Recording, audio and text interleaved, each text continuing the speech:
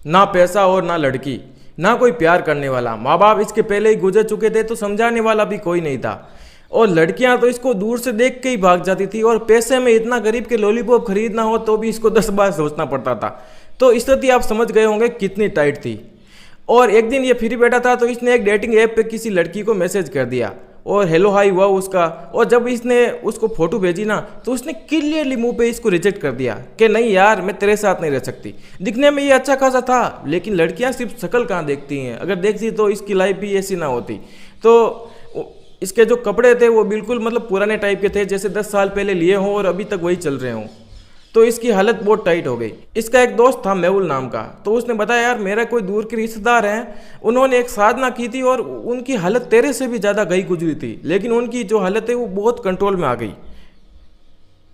तो जब ये इसने सुना ना कि यार उनकी हालत कंट्रोल में आ गई तो इसको भी बहुत जिज्ञासा हुई कि यार ऐसा क्या हुआ। तो उन्होंने कहा यार काल भैरव नाम का एक बाबा है, और वो बाबा अपने जो भी भगत हैं पहले उनकी परीक्षा लेते हैं, लेकिन फिर उनको सीधियाँ वगैरह देते हैं और वो तेरी कुछ ना कुछ हेल्प कर सकते हैं।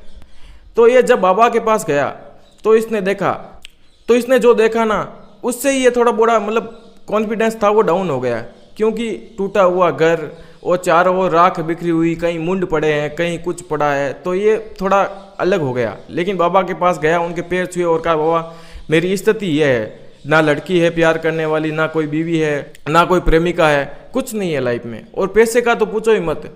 ऊपर है लेकिन पास में कुछ नहीं है। ऊपर मतलब समझे, मतलब लोगों को देने हैं लेकिन है नहीं पास में।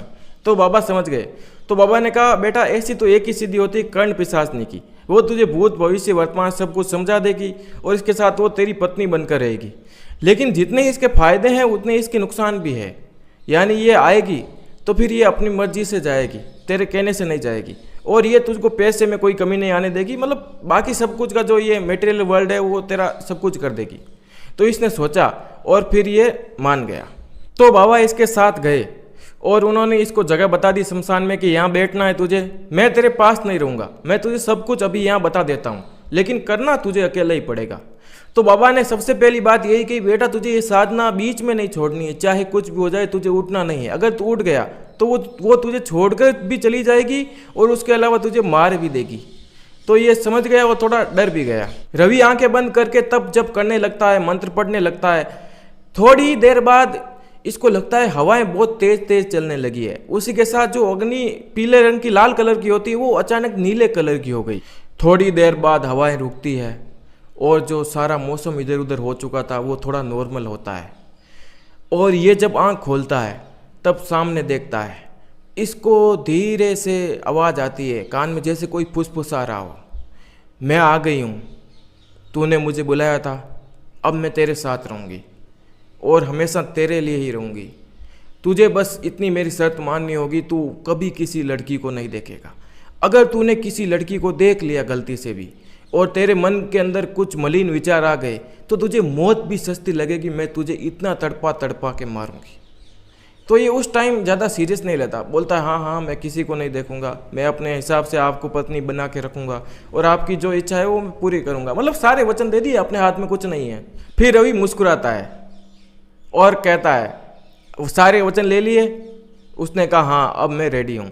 तो वो धीरे धीरे इसके पास आती है।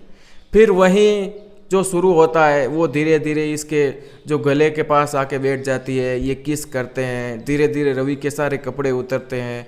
और उसने तो वैसे भी कुछ लपेटा ही नहीं था, सिर्फ बालों से छुपाई हुई थी अपना जो तन बदन। तो फिर उनके बीच संबंध बनता है और रवि काफ़ी खुश था। तो उस रात के बाद वो नॉर्मल इंसानी रूप में लड़के के साथ रहने लगी और उसके घर आ गई। अगले ही दिन अचानक क्या हुआ कि रवि के पास अचानक से पैसा आने लगता है। नई बाइक ले ली, नई गाड़ी ले ली, अच्छा सा मकान बना लिया। और उसके जो आस पड़ोस वाले हैं वो अचानक बिलीव नहीं कर पाते, यार अचानक से ये कैसे हुआ। फिर इसको दोपहर को 12 बजे कॉल आता है कि यार रवि भाई आपने अप्लाई किया था और आपकी जॉब लग गई है 70,000 रुपये की। और ये बहुत खुश और उसके साथ रहता। और वो कर्ण पिशाचनी भी इस इंसानी रूप में इसके लिए खाना बनाती और इससे अच्छी अच्छी बातें करती। उसको सब कुछ तो पहले ही बता रहता, तो वो इसको बताती तुम्हारे साथ ये हुआ, दुख जताती कि यार तुम्हारे साथ बड़ा बुरा हुआ, तुम्हारे माँ बाप चले गए, ये हुआ। तो ये उस टाइम बड़ा खुश था। लेकिन किस्मत हमेशा खुश कहाँ रहने देती है। एक दिन ये अपने जो ऑफिस जाता है और ऑफिस के अंदर देखता है श्रेया नाम की एक जो लड़की है